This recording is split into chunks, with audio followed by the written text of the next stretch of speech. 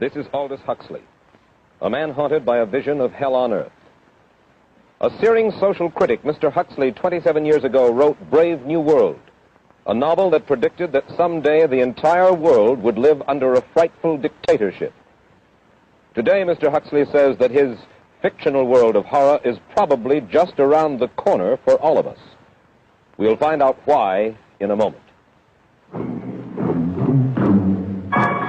The Mike Wallace Interview, presented by the American Broadcasting Company in association with the Fund. It's not a free society, but here is something very interesting, that those members of the society, like the scientists who are doing the creative work, are given far more freedom than anybody else. I mean, it's a privileged aristocratic society in which, provided that they don't poke their noses into political affairs, these people are given a great deal of prestige, a considerable amount of freedom, and a lot of money.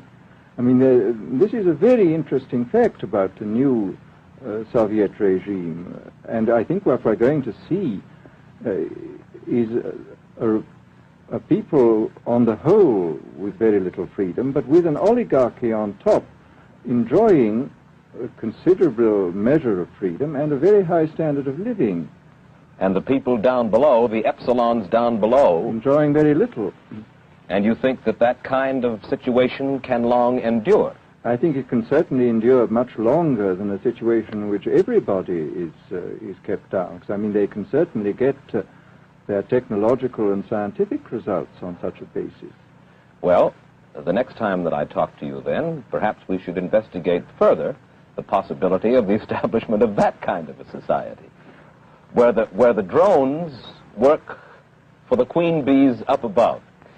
Well, but yes, but I must say I still believe in democracy. If we can make the best of the creative activities of the people on top, plus those of the people on the bottom, so much the better. Mr. Huxley, I surely thank you for spending this half hour with us, and I wish you Godspeed, sir. Thank you. Aldous Huxley finds himself these days in a peculiar and disturbing position. A quarter of a century after prophesying an authoritarian state in which people were reduced to ciphers, he can point at Soviet Russia and say, "I told you so." The crucial question, as he sees it now, is whether the so-called free world is shortly going to give Mr. Huxley the further dubious satisfaction of saying the same thing about us. Stay tuned for a preview of next week's interview. Till then, Mike Wallace, good night.